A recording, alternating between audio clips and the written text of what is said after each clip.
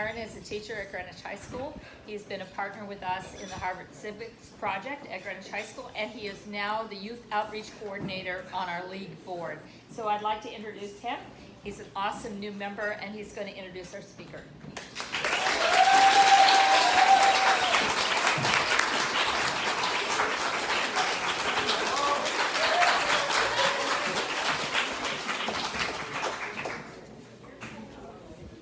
I have the longest password of anyone I know.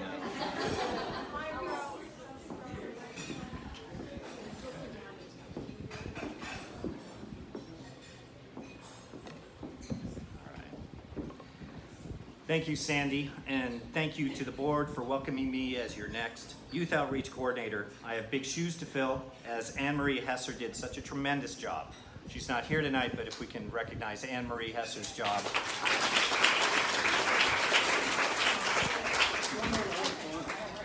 So when I followed a ballerina, the lovely Miss Emily, which is an acronym for Every Moment I Love You, to Connecticut in the fall of 2003, I used the We the People network to find places to apply and began a program at Greenwich High School in 2004. Professor Amar quickly became legendary within our constitutional educator circles with the publication of The Constitution, a biography, in 2005. It is a class text in many of the most competitive programs around the nation.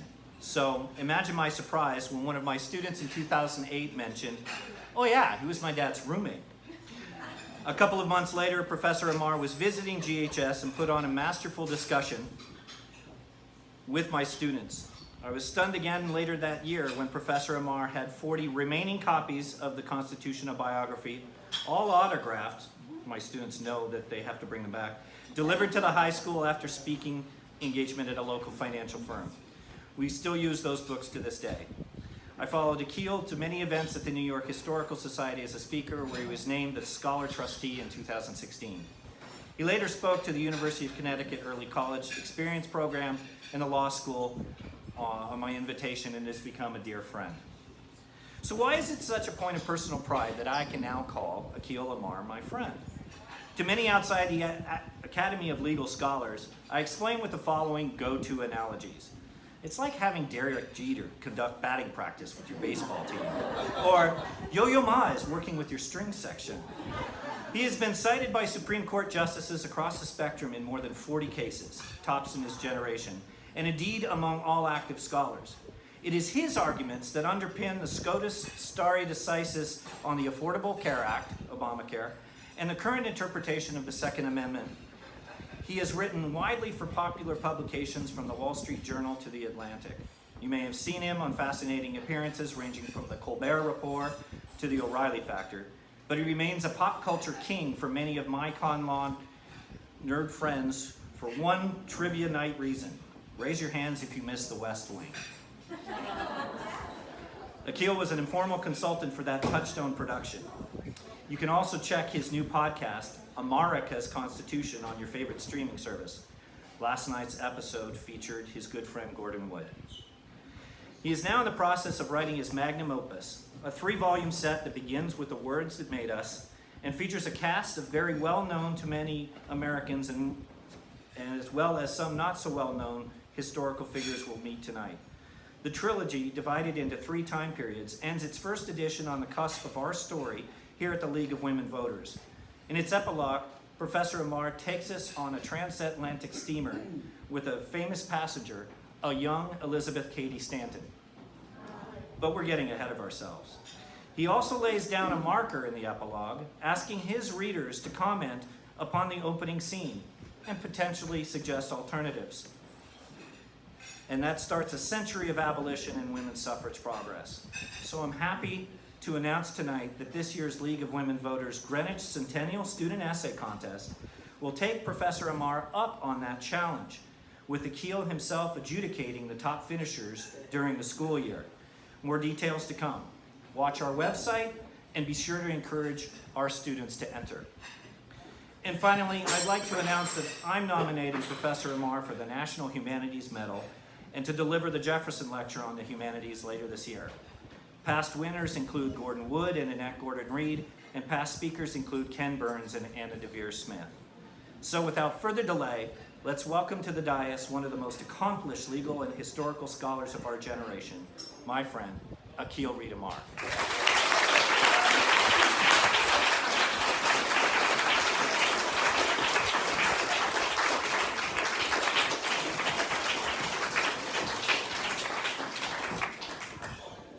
It's an honor to be with you. Thank you all for being here. 100 years, what a night.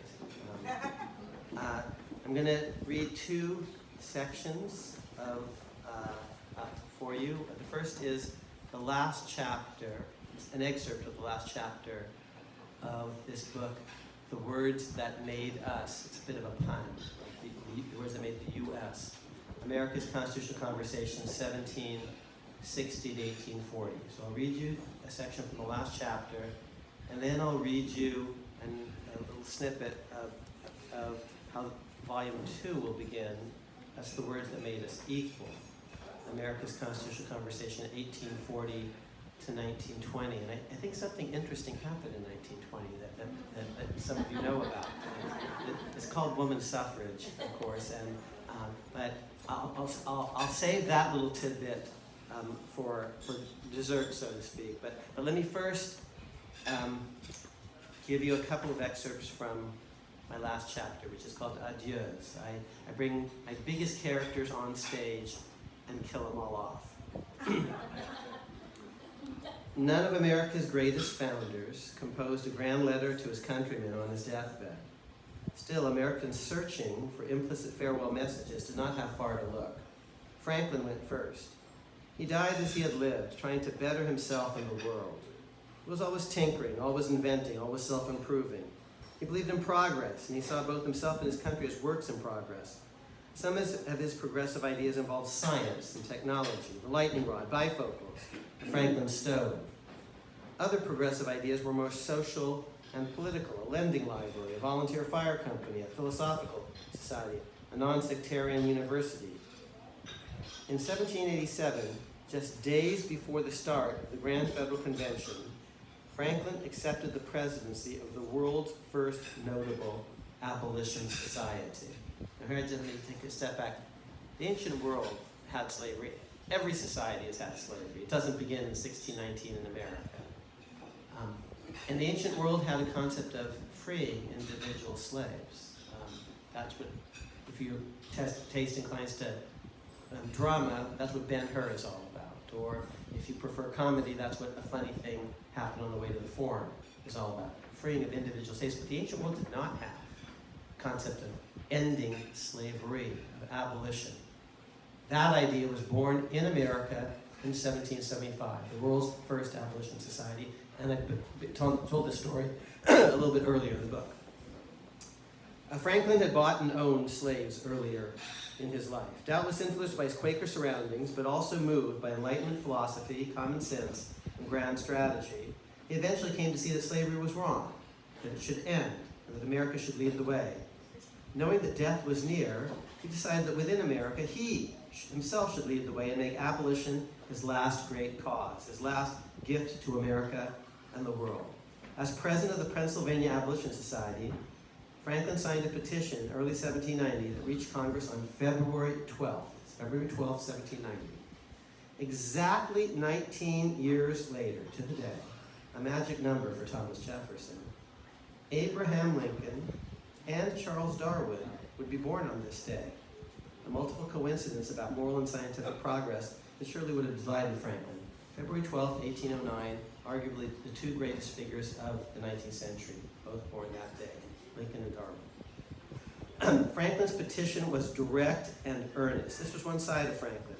Paraphrasing the Declaration on whose drafting committee Franklin had served, the petition proclaimed that, quote, mankind are all formed by the same almighty being and equally designed for the enjoyment of happiness. Equal liberty was originally the portion and is still the birthright of all men. And of course, he means all people.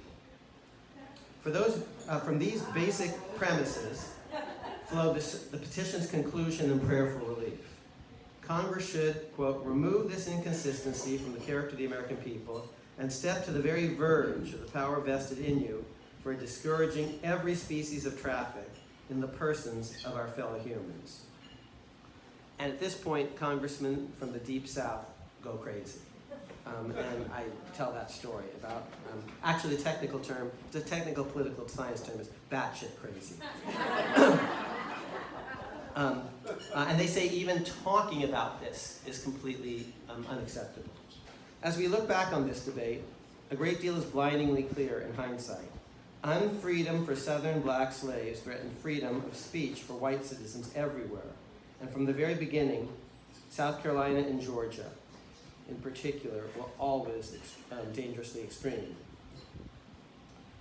As the debate continued on February 12, 1790, growing ever angrier, Madison became alarmed that things had taken a serious turn.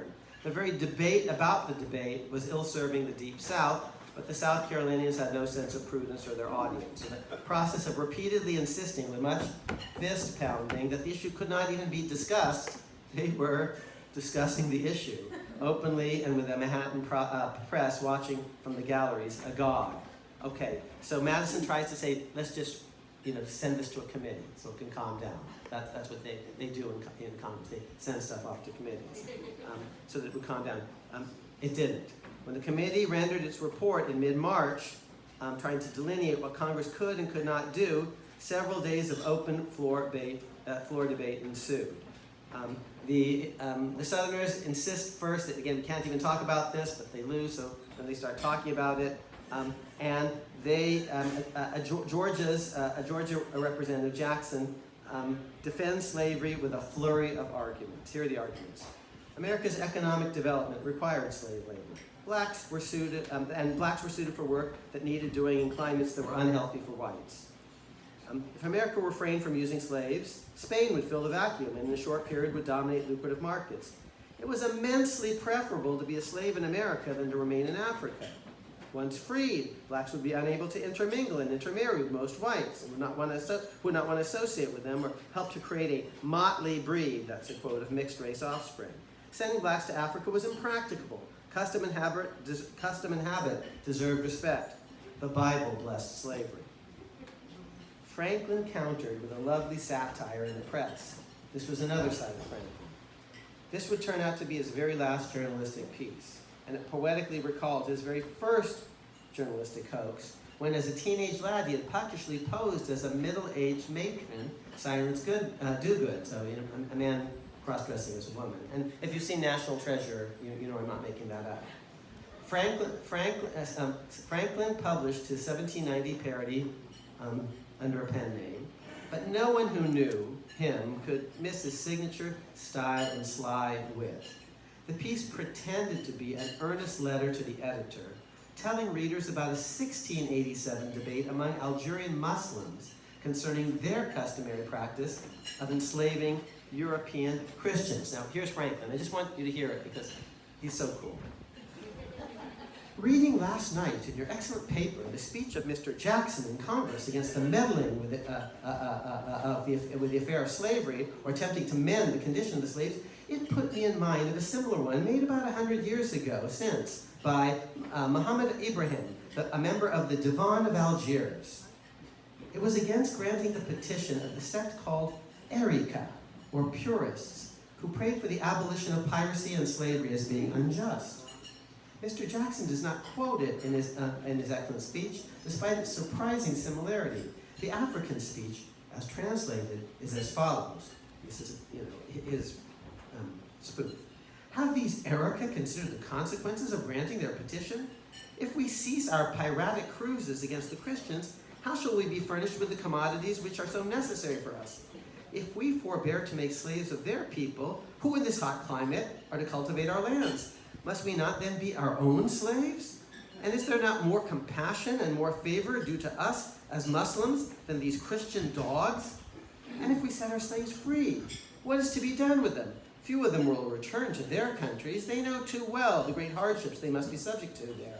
They will not embrace our holy religion. They will not adopt our manners. Our people will not pollute themselves by intermarrying with them. And what is there so pitiable in their present condition? Were they not slaves in their own countries? Is their condition then made worse by their falling into our hands? No! Here they're brought into a land where the sun of Islamism shines forth its light and shines in full splendor, and they have an opportunity of making themselves acquainted with true religion, and thereby saving their immortal souls. How grossly are the petitioners mistaken in imagining slavery to be disallowed by the Quran? Are not two precepts, to quote no more, "Masters, treat your slaves with kindness. Slaves, serve your masters with cheerfulness and fidelity." Of course, Franklin's tongue-in-cheek, topsy-turvy reversed everything, a classic satirical move. In his alternate universe, dark-skinned Africans who deemed themselves racially and culturally superior were enslaving light-skinned European folk. Christians were the slaves, not the masters. The Erica, the phonetic ending syllables of America, were an almost anagram of the Quakers. The scriptural passages came not as claimed from the Quran, rather they were the very biblical text that Jackson himself had quoted. Franklin's spoof ran in the March 25th, 1790 issue of Philadelphia's Federal Gazette. Less than a month later, he was dead at age 84, and his countrymen began to see, with hindsight, the special significance of the words he likely knew were his last. His playful piece was also deadly serious. They were his dying words to America. By pretending to excavate the past, Franklin's farewell message was in fact inviting fellow Americans to envision the future. How would the constitutional project appear to posterity in 1887? 100 years, note that number, 100 years after the Grand Philadelphia Convention. If America as a whole did not change course and move toward abolition, as his own Pennsylvania had already done in 1780, with the nation's continuing embrace of slavery and its hodgepodge of rationalizations one day come to seem every bit as twisted and despotic as Franklin's fictional Algerians of 1687? Franklin and Washington were America's two greatest founding figures, and it's remarkable that Washington's farewell message, when he passed away in 1799 in his Mount Vernon home, was so similar in substance, though not at all in tone, to Franklin's parting soliloquy. Metaphorically, both men died with abolition and emancipation on their lips. Rosebud.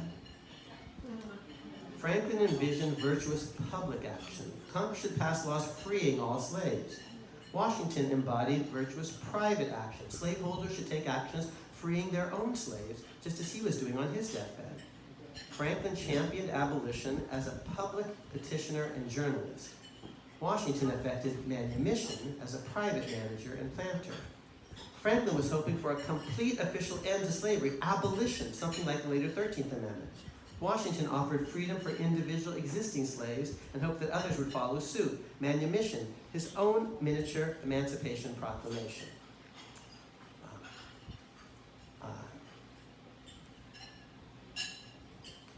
The greatest political figure of the 18th century died as the century died, in December 1799. He was only 67, and in the passage I skipped, I quote the language of his last will and testament. He's very emphatic about freeing his slaves. He was only 67, but he was painfully aware that he did not come from a long-lived male line. Neither his father nor his two half-brothers had reached 50. All three of his younger brothers predeceased him. Death did not ambush this military man. He was ready for it. He knew that all the world would be watching his final act closely. He had lived in the public eye for a quarter century. As his fame had grown, he too had grown.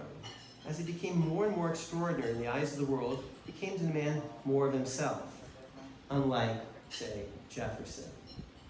In his early years, Washington had not been an exceptionally thoughtful or self-critical slave owner. He took slavery for granted. It was the way of the world, the way things always had been.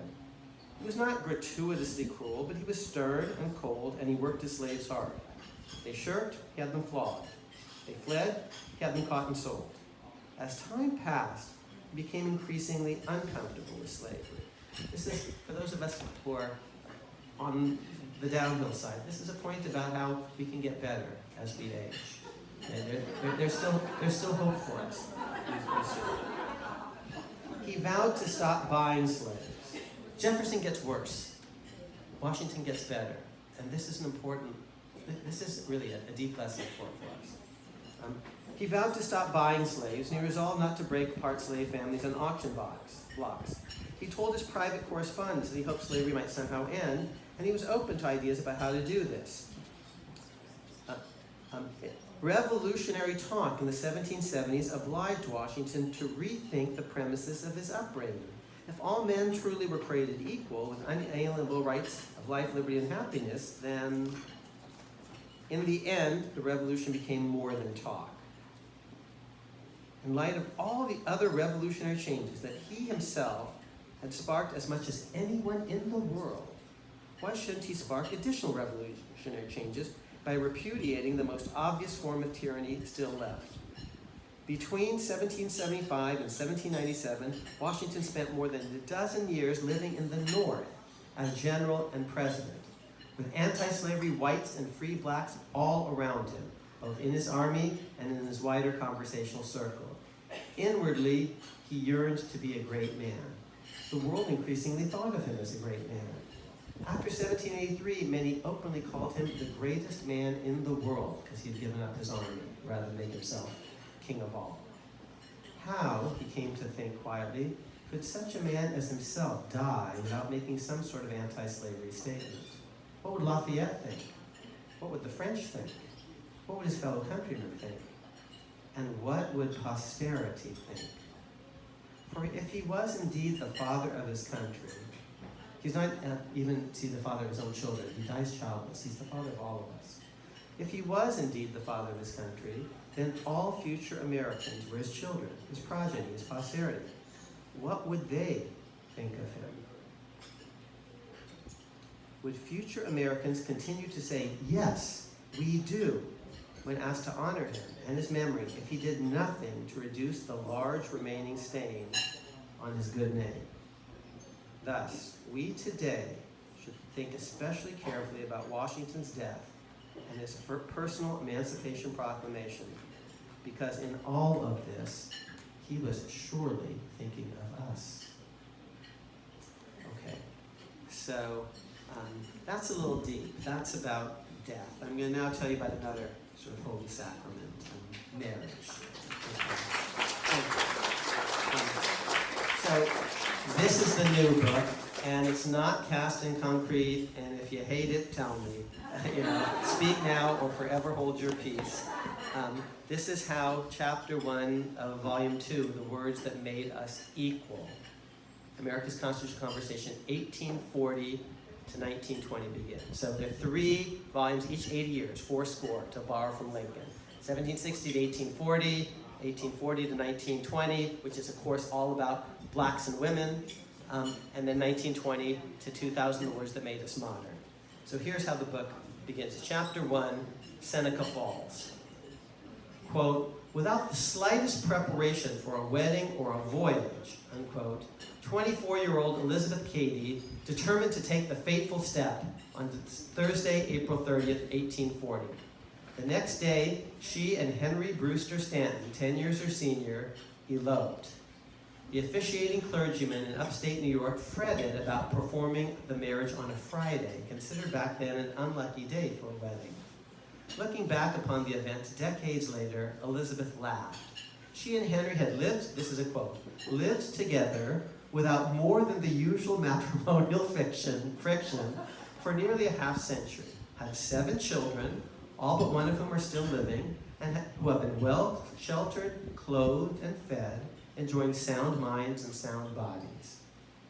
So she thinks it was a good marriage. In the spring of 1840, Elizabeth did not want to wait until Saturday. She knew her mind, and she would not be daunted. Henry needed to set sail for London soon, and she wanted to join him then and forevermore. There was no time to dally. Elizabeth also insisted on something else. The minister had to omit the traditional word obey in the vows. I knew you would like this stuff. Okay. I obstinately refused to obey one with whom I was supposed to be entering into an equal relation. The newlyweds would spend much of their honeymoon in one of the great cities of the world. Romance and politics intermix. You're going to like this. It's all about the honeymoon and the wedding and all this stuff. Romance and politics intermingled in London, as they had back in New York when Elizabeth's and Henry's wedding choices had made a political statement against delay, against tradition, against hierarchy, and for equality. Henry, a prominent abolitionist orator and writer, was one of several hundred delegates bound for the world's first anti-slavery convention, where activists from across the globe would gather in London's Exeter Hall to discuss how to end slavery everywhere. The honeymoon did not unfold entirely as the idealistic couple envisioned, but surely it generated more than its fair share of memorable moments, in Elizabeth's memory at least. In later decades, Elizabeth recalled some of the romance of her first weeks as a newlywed in a faraway land. One evening on their way to London, she and Henry checked into, quote, a comfortable little hotel where we found in the morning, in which we found in the morning was a bower of roses, unquote. As the blissful couple made their way by carriage through the great imperial city, the country was in all its glory. The foliage of the softest green, the trees were covered with blossoms and the shrubs with flowers. The roads were perfect and we passed through every village. The drive seemed like a journey in fairyland. We had heard that England was a garden of flowers, but we were wholly unprepared for such a wealth of beauty. As the London Convention opened on June 12, 1840, the male delegates in the room overwhelmingly voted to exclude credentialed female delegates from formal participation. The men decided that the women could sit in a separate gallery and listen, but not speak or vote. Henry spoke out against the policy, and Elizabeth's heart swelled in pride. Quote, my husband made a very eloquent speech in favor of admitting women delegates. Smart man. Okay. Especially on your honeymoon. Looking back on it many years later, Elizabeth also recalled special London walks and talks with her soulmate. On the evening of the convention's disappointing opening day vote, the pair, quote, walked home, arm in arm, commenting on the incidents of the day, unquote. Over the next few weeks, Elizabeth and her soulmate, quote, embraced every opportunity to talk. As the pair walked about to see the sights of London, Elizabeth's mind, quote, began to open to a new world of thought on politics, religion, and all questions of reform, unquote. In this last set of London recollections, however, Elizabeth was not describing strolls and chats with her beloved Henry. Rather, she was remembering some of her earliest moments with a new companion who would also come to play an important part in her life. On the evening of June 12, 1840, New York's Elizabeth Cady Stanton began to converse seriously with Pennsylvania's Lucretia Mott, 22 years her senior. Okay, so this is the moment when they meet. Okay. On the very day that women were excluded and demeaned by some of the world's most utopian, philanthropic, liberal, and racially egalitarian men, Elizabeth and Lucretia walked from Exeter Hall back to their respective lodgings, arm in arm. Then and there, the two women resolved to hold a convention as soon as we returned home, and form a society to advocate the rights of women, unquote. Or at least that's how Elizabeth remembered it much later. Lucretia had a different recollection. In the fullness of time, the 1848 Seneca Falls Convention that ultimately emerged from this sisterly stroll would become more significant in American mythos and memory than the 1840 London Conclave itself. Indeed, the 1848 event today is nearly as iconic as the 1787 Philadelphia Convention that had framed America's Constitution, a convention that, of course, had also excluded women.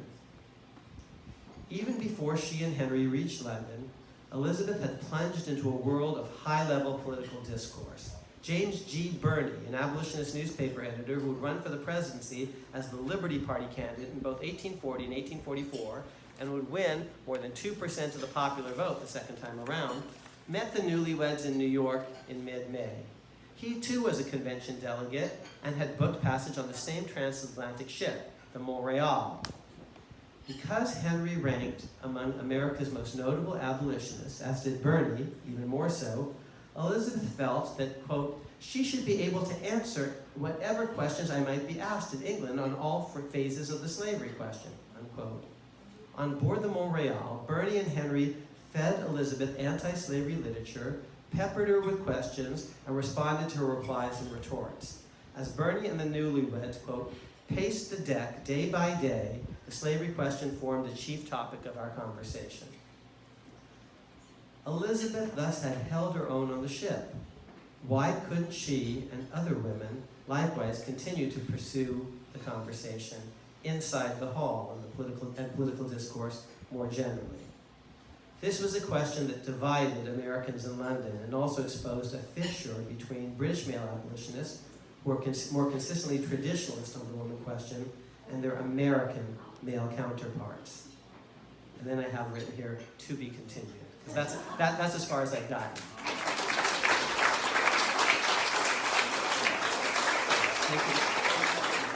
Thank you very much. And if you hate it, you got to tell me, because I can just rip it up if you don't like it. See you next year. Okay. Please. She's buried in Woodlawn Cemetery. I haven't visited her remains. So. Alongside of her husband, and Woodlawn Cemetery has tours of visiting women who work for getting the vote to vote, the right to vote. And I suggest you Google Woodlawn Cemetery, and you may find that you're going to be very interested in some of their tours. It's not just ghosts. And I have a picture of her grave here. I was there on Sunday. It was just, I can't believe that we have this right now, but I have a picture of her beautiful grave alongside of her husband. She never got the vote to vote because she died before the amendment was passed. And that's why. I'll pass this along. Yeah. And that's why the book, remember, it ends on a high note, 1920, because it starts in 1840. It's very, I hope it's carefully plotted. So it starts in 1840, and it's going to end with every American woman being equally eligible to vote with the 19th Amendment in 1920. 100 years ago.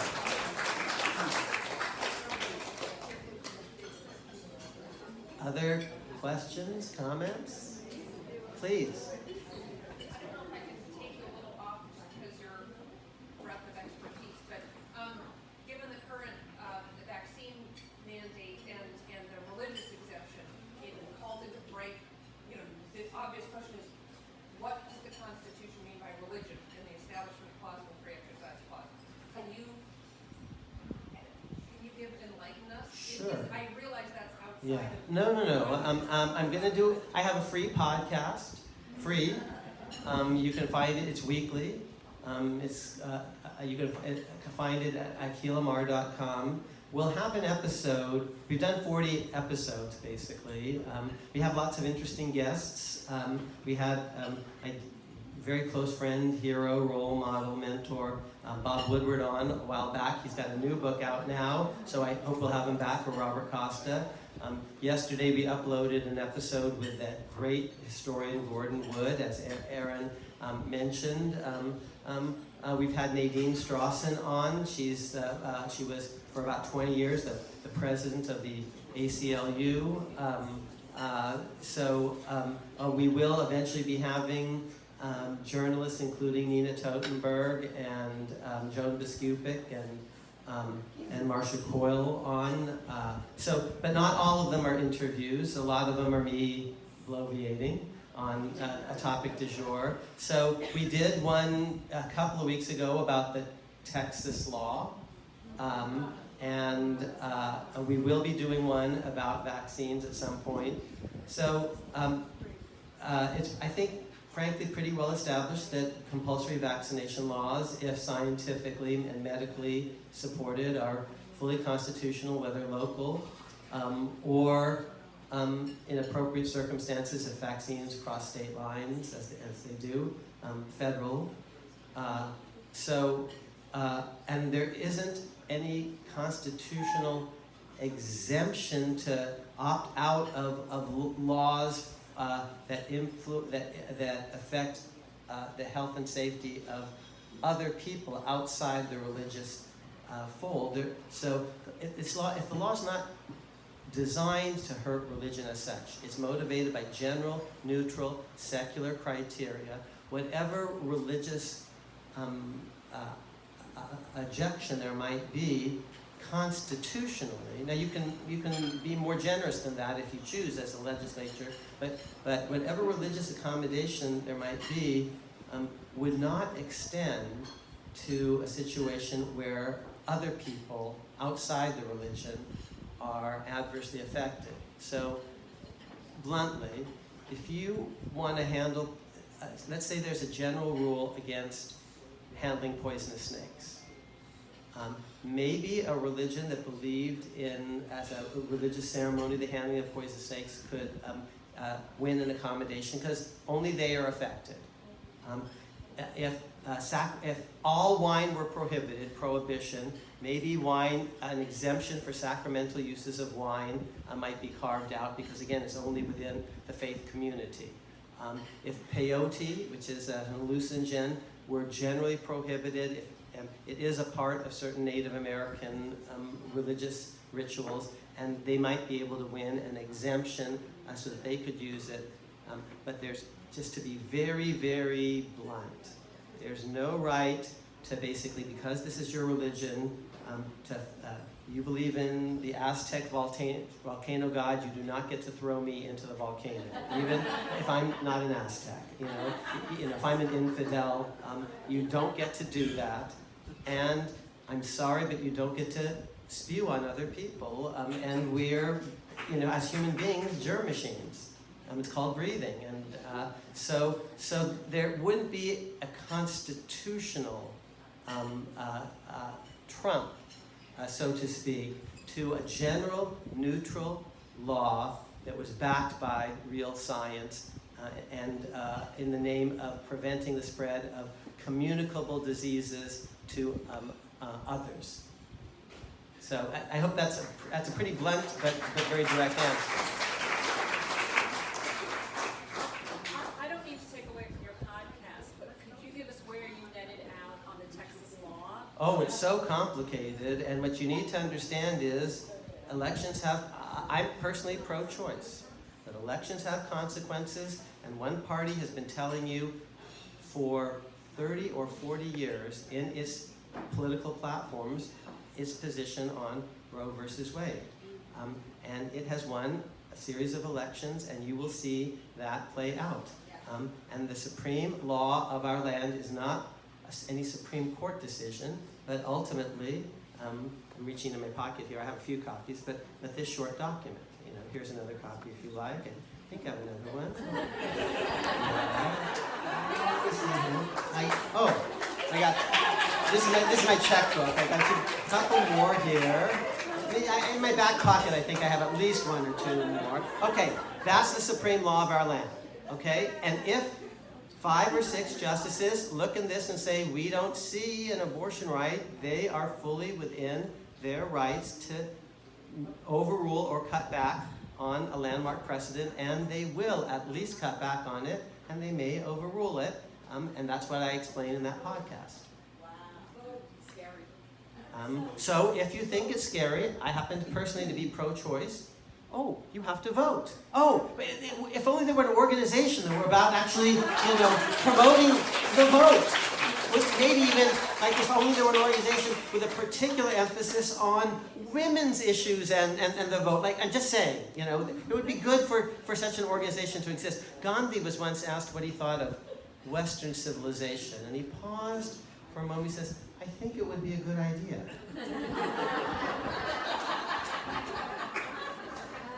So, and I say that to my pro-choice friends, but I also say that to my pro-life friends. And women actually are not of one mind on this issue. There are many committed pro-life women, they believe in the sanctity of innocent, unborn human life, and they consider themselves deep feminists.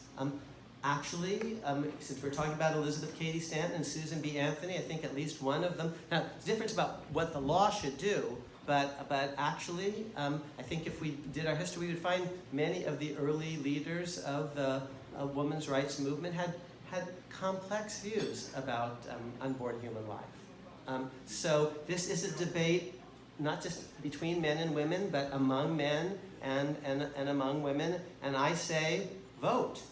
And elections have consequences. And at the end of the day, you say, well, we don't take a vote on constitutional rights. No, we don't. But we do take a vote on presidents.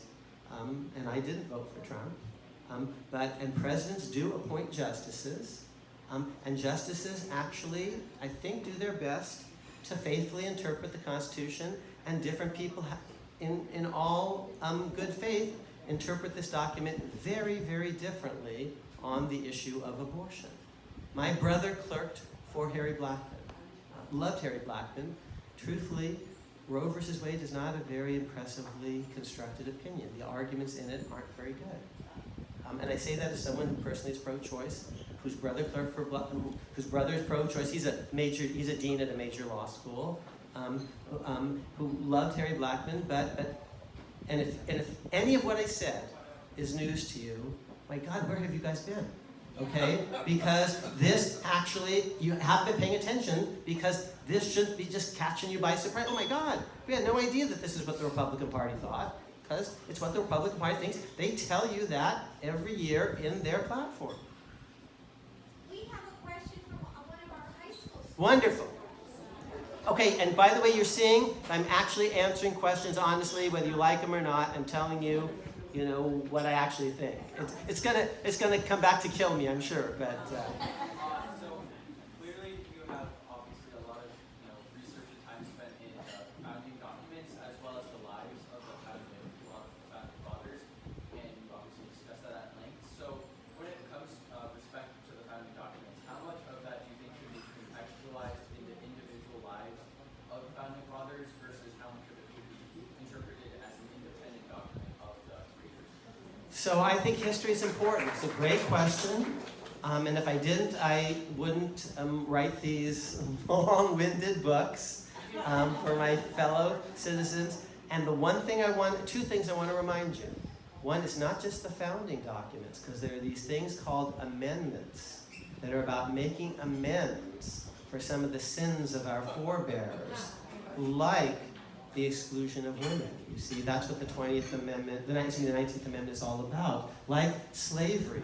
See, because I'm in this book, slavery is an established fact of life. But in the next book, we, the American people, with a series of amendments, are going to affect the immediate, uncompensated, universal abolition of slavery. Russian Revolution-style redistribution called the 13th Amendment.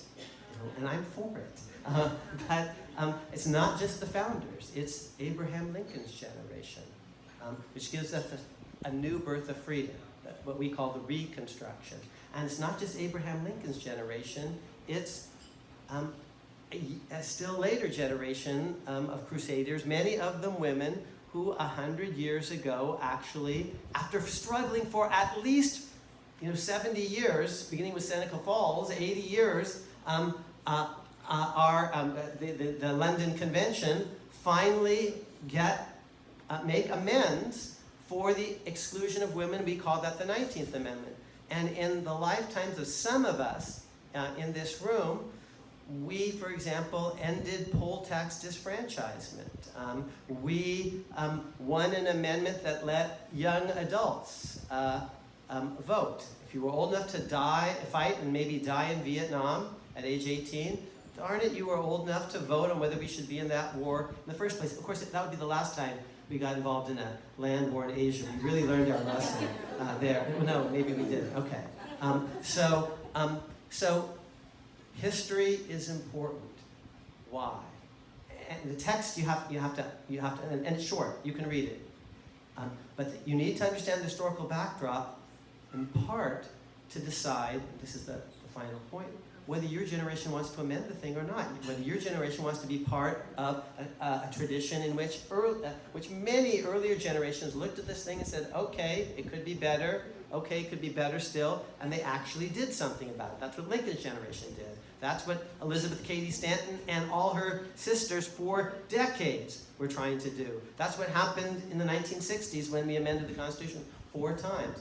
Your generation is going to have to decide whether, for example, you want to add ERA to the Constitution. I'm for it. I think, like Gandhi about Western civilization, it would be a good idea. By the way, I don't want to add 3 new states. I want to start from the beginning.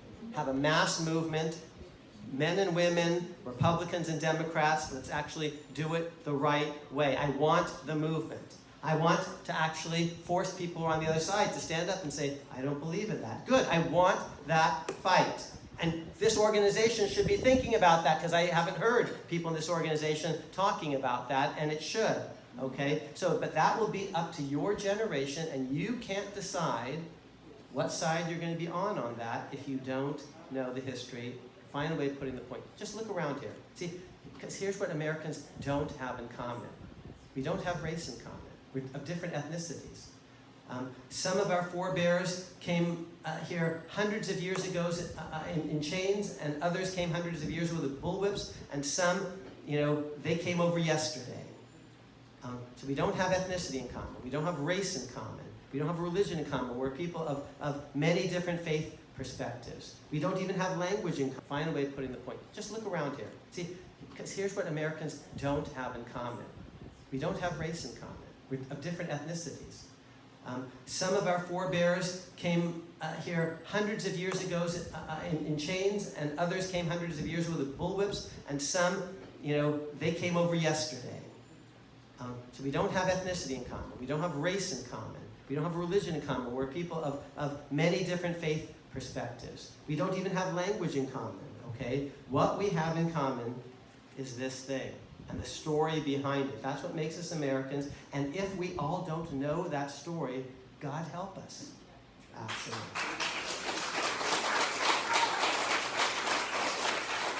So that's why, this is embarrassing, but I'm going to go there anyway. You do not have to buy this book. But you have to, there are things called libraries. Benjamin Franklin founded libraries. But you have to read books like this, because if you don't, you won't know where we came from as a we. And there are people that are born math geniuses. I've met some. They're born music geniuses. This book is dedicated to several people, but one of them is my friend Lynn Miranda. So you can be born a musical genius, a Mozart, a Michael Jackson, a Prince. You can be born maybe a math genius, maybe a chess genius even, or almost born to it. But you can't be born a genius about history, because history is just like one damn thing after another, just a lot of facts and interpretations. And the only way of knowing that is by reading and reading and reading some more, and not just little snippets. I'm not talking about a Twitter feed. I'm talking about books. So that's why you need to know the history. Please. Do you think history repeats itself as you're looking at the different sections? Because I feel like when you say some of the arguments against, say, slavery, it just seems like we've all, I feel like there's been such a recycling. Yeah, I think it rhymes. History rhymes. It doesn't quite repeat itself, but it rhymes. And historians, many of the classic ones, don't love it, that thought. But lawyers do, because we actually have to use stuff that happened 150 years ago, 200 years ago, and we say, and because of that, plaintiff wins, or defendant wins. Because of that, this law is constitutional, or that law passes muster. So we lawyers actually do have to think stuff that happened a long time ago actually is hugely relevant to what we should do and must do today. Yes. And I know some of you may have been on the other side of this, but I studied all the presidents, and I think I need to know which presidents, in my view, were good and not so good, and why, so I can figure out who to vote for presidentially every 4 years. Because we're the hiring committee. And we're drafting for a certain position, and if we don't even understand what that position is all about, because the very first thing that he and one day she has to do upon taking office is to raise now his, one day her, right hand and swear to preserve, protect, and defend the Constitution of the United States. So we need to know what the Constitution means, where it came from historically, which presidents, on our view, each of our views, has done a good job and not good job, okay? And so we have to think that history rhymes in some way. Like, oh, you know, I would say, for example, every single president until President Trump had a pretty significant history of public service before, and if you are picking someone who has no history of public service, oh, there are risks involved in that. And of course, public service can include military service. That's one of the reasons you see that a president was supposed to be 35. Now, you may not know that. You might think it's just about maturity or something. No, it was about a track record of public service. Oh, and you'd know that if you had read one of my books called America's Constitutional Biography.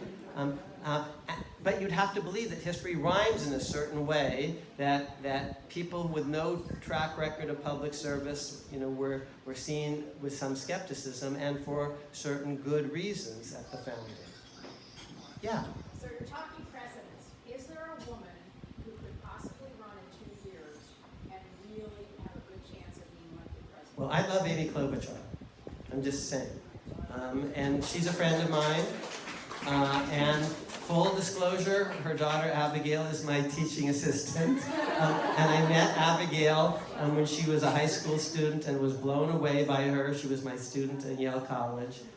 But she was my first choice this last time around. You know, just so you know who I am. We have one more question if anybody wants. I think we kind of need to wrap up for the evening. Does anyone have a final? Yes? I was wondering what your thoughts are on the increasing polarity in the country, and whether you think we're going to become more unified in the future or more divided. So we are very polarized. There used to be, when I was a lad, conservative Democrats and liberal Republicans. Here in the North, we call them Rockefeller Republicans. They include people like Jacob Javits or Jim Jeffords or David Souter. They're Northern Democrats. David Souter, John Paul Stevens, Harry Blackman,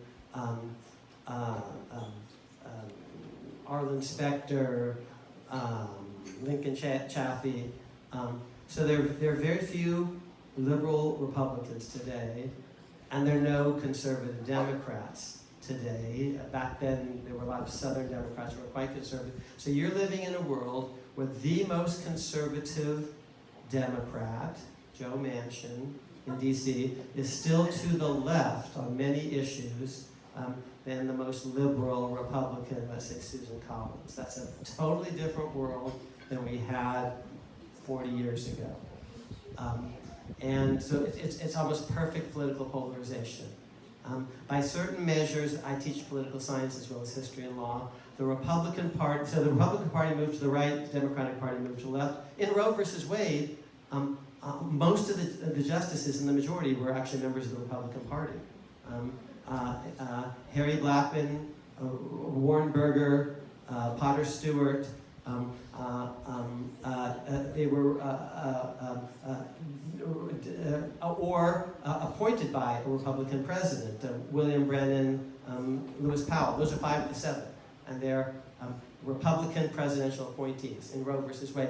That would never happen today. No possible candidate for the Supreme Court on the Republican side would be a supporter of Roe versus Wade. Not one.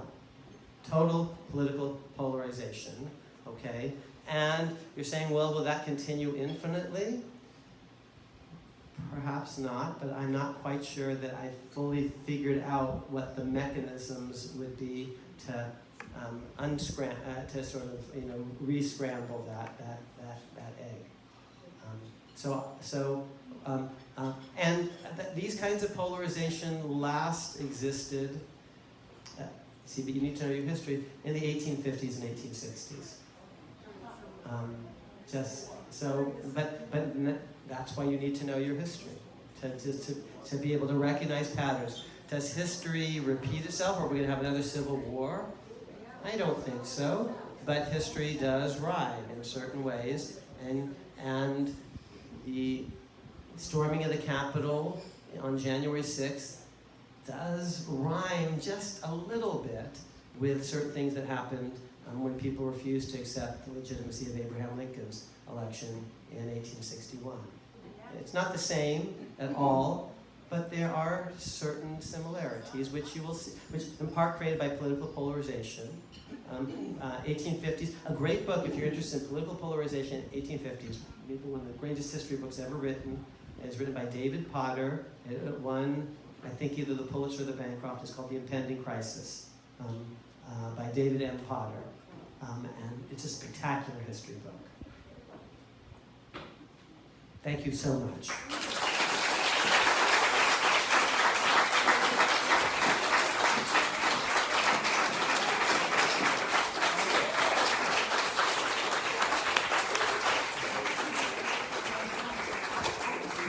Thank you, Akhil, for speaking to us tonight. The message I liked the best was get out and vote. Elections have consequences. We have an election on November 2nd. It's not presidential elections, local elections that have huge impact on all of us. And I hope everybody here, and you kids who are here, think about that. Because think about who the candidates are, whether you know who they are, and whether you know what they think. You need to really think about it and show up at the polls on November 2nd. So thank you very much for joining us tonight. I hope you enjoyed yourself. Thank you.